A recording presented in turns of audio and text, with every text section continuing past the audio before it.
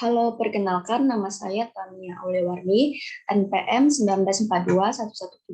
Di sini saya akan mencoba menguji data yang telah saya kumpulkan sebelumnya pada aplikasi eViews. Yang pertama, kita pastikan kalau misalnya aplikasi eViews-nya sudah terbuka, lalu klik Open Foreign File. Setelah itu kita masukkan file yang sudah kita punya sebelumnya. Nah, di sini kita bisa langsung next, sampai ke tahap keempat. Di sini kalau misalnya basic structure-nya sudah di data panel, berarti data yang kita punya itu sudah aman. Kalau misalnya tidak data panel, berarti terdapat kesalahan pada penulisan kode atau tahun. Di sini kita bisa langsung klik finish.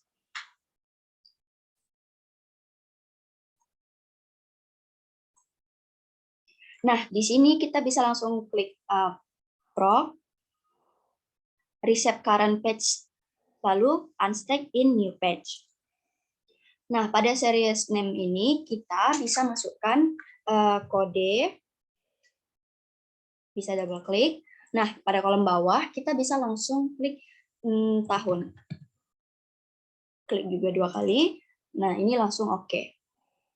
Nah, pada saat ini kita bisa cari tulisan kode. Biasanya dia berwarna biru. Nah, ini kita bisa klik 2 kali. Di sini kita bisa langsung ke estimate. Pada dependent variable ini kita masukkan variabel independen, yaitu kalau saya KPI, klik 2 kali, terus menggunakan tanda tanya. Di sini kita menggunakan variabel dependen, yaitu generasi keluarga. Jangan lupa menggunakan tanda tanya, spasi, dan kontrol keluarga. Datanya. Dan masukkan konstanta, yaitu C. Setelah itu bisa klik OK. Nah, hasil yang keluar ini yaitu adalah hasil uji PLS. Jadi kita bisa, kalau misalnya kita mau menyimpan, kita bisa klik fish, name, uji underscore PLS, terus OK. Nah, ini bisa kita silang. Selanjutnya, kita bisa ke uji FEM dengan cara estimate. Ini cross section-nya kita ganti menjadi fix. Setelah itu, kenapa kita mengubah ke fix? Karena kita mau memasukkan unsur karakteristik individual dari masing-masing perusahaan. Jadi kita bisa langsung klik OK. Nah, di sini kita juga bisa simpan dengan cara freeze, name, uji underscore FEM. Oke. Selanjutnya yaitu uji random, yang mana kita bisa klik estimate lagi. Nah, cross section ini kita pilih ke random dan kita bisa klik OK. Di sini kita juga bisa memberi nama, yaitu dengan cara klik freeze, name, uji underscore rem. Oke. Setelah kita menguji ketiga ini, kita dari ketiga model ini, kita akan memilih model mana yang terbaik untuk digunakan sebagai dasar untuk pengambilan keputusan. Yang pertama itu, kita bisa melakukan uji Chow, yang mana bertujuan untuk memilih model mana di antara model FEM atau model PLS yang lebih baik.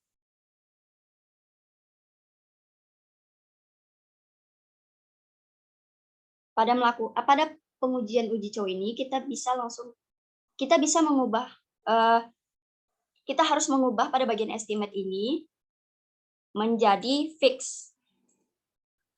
Selanjutnya, oke. Setelah muncul hasil uji fix, kita bisa langsung menguji ke uji chow. Jadi uji chow ini bisa kita lakukan dengan cara klik view, fix random effect testing, dan redundant fixed effect likelihood ratio. Nah, ini merupakan hasil uji chow. Jadi kita bisa copy pada tabel bagian atas ini. Kita bisa copy, klik kanan, copy, terus oke, dan kita bisa pindahkan ke Word. Selanjutnya, apabila dilihat dari tabel, nilai probabilitasnya itu kan 0. Jadi jika nilai probabilitasnya lebih dari 0,5, maka model terbaiknya itu adalah PLS. Sebaliknya, jika kurang dari 0,05, maka model yang terbaiknya itu adalah FEM. Jadi kesimpulannya dari bagian ini, kita bisa simpulkan bahwa model terbaik dari uji chow ini adalah FEM, karena hasilnya itu kurang dari 0,05.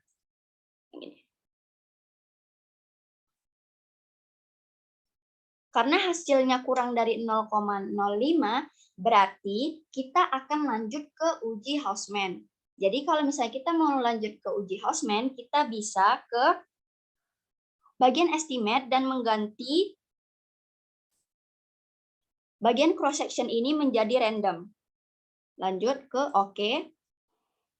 Nah, di sini kita bisa langsung klik view, fix random effect testing, dan correlated random effect Hausman test.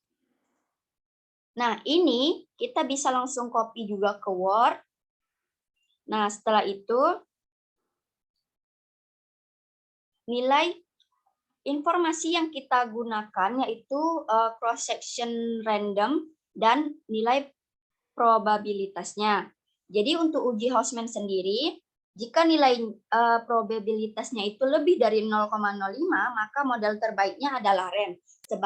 Sebaliknya, jika nilai probnya itu kurang dari 0,05, maka model terbaiknya itu adalah FEM.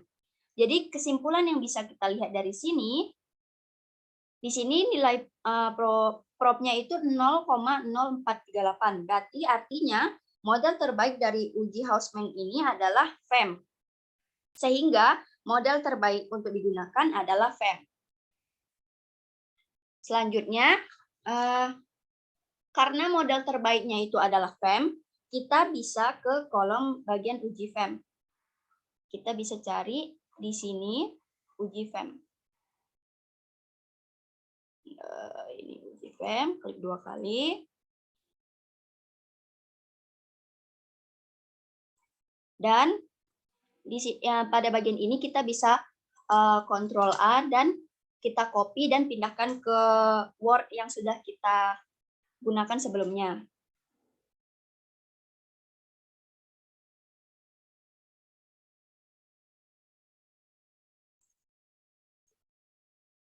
Di sini kita bisa langsung ke bagian Word-nya.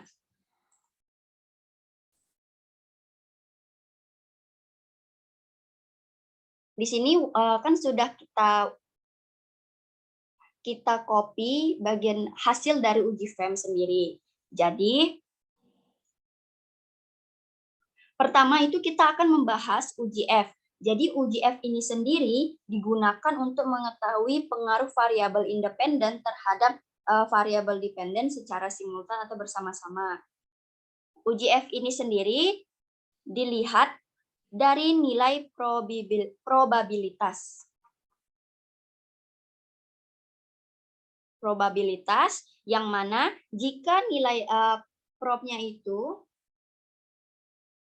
probabilitas F statistiknya itu kurang dari 0,5, maka variabel independen yang digunakan itu dapat berpengaruh signifikan terhadap dependen secara simultan. Kebalikannya, jika lebih dari 0,05, maka artinya tidak signifikan. Jadi, dari sini kita dapat melihat, di sini hasil nilai prop F statistiknya 0,00, artinya dia kurang dari 0,05, jadi dapat disimpulkan bahwa variabel generasi keluarga dan kontrol keluarga dapat berpengaruh signifikan terhadap variabel kualitas pengungkapan key performance indicator secara bersama-sama ataupun simultan. Selanjutnya, uji berikutnya itu ialah kita menggunakan informasi adjusted R-square, yang mana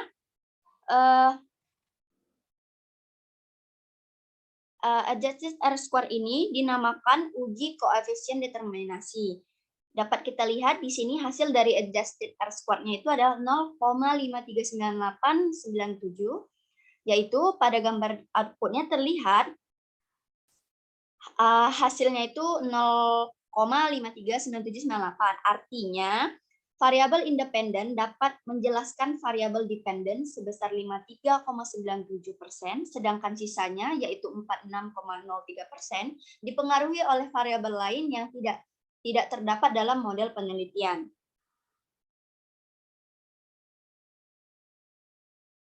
Nah, selanjutnya kita bisa scroll pada bagian atas. Di sini kita lihat, yang kita utamakan melihat pada bagian probabilitas dan koefisien. Dilihat dari sini, kita bisa lanjut ke uji T.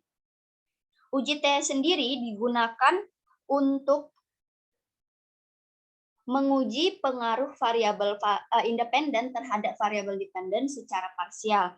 Jadi, jika nilai probnya itu kurang dari 0,05, maka variabel independennya itu secara parsial itu berpengaruh signifikan terhadap dependen. Sebaliknya, jika nilai probabilitasnya lebih dari 0,05, maka variabel independennya itu secara parsial tidak berpengaruh signifikan terhadap dependen. Nah, di sini hipotesis yang pertama yang digunakan yaitu pertama yaitu persentase anggota keluarga atau kontrol keluarga berpengaruh signifikan positif terhadap kualitas pengungkapan sukarela KPI. Kalau kita lihat dari sini, kontrol keluarga probnya 0,1413. Artinya dia itu lebih dari 0,5. Maka variabel ini tidak terbukti karena nilainya lebih dari 0,05 dan koefisiennya itu negatif, jadi dia bersifat negatif.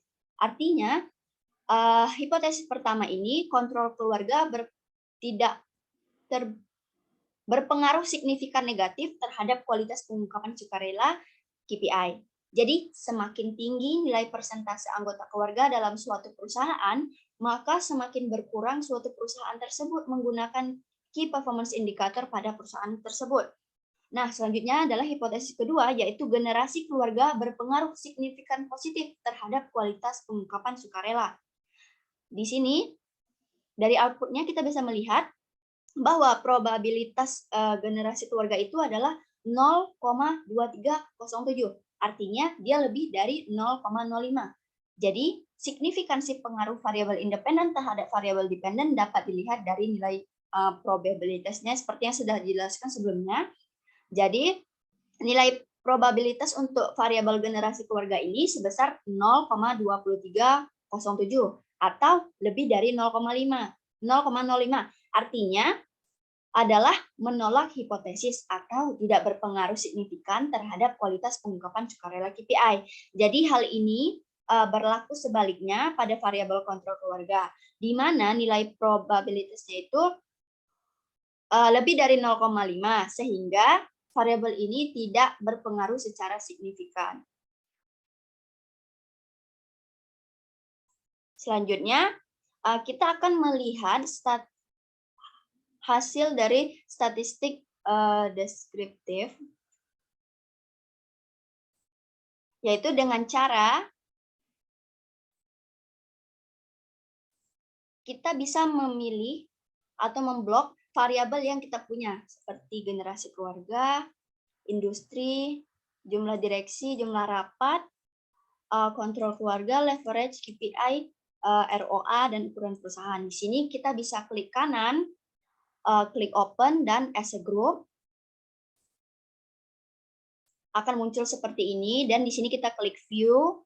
Di view ini kita klik descriptive statistic dan common sample. Nah, ini adalah hasil dari statistik deskriptif. Nah, ini bisa kita langsung control all dan kita copy dan paste ke dalam Word yang telah kita punya sebelumnya. Sekian dari saya. Mohon maaf apabila ada kesalahan. Terima kasih.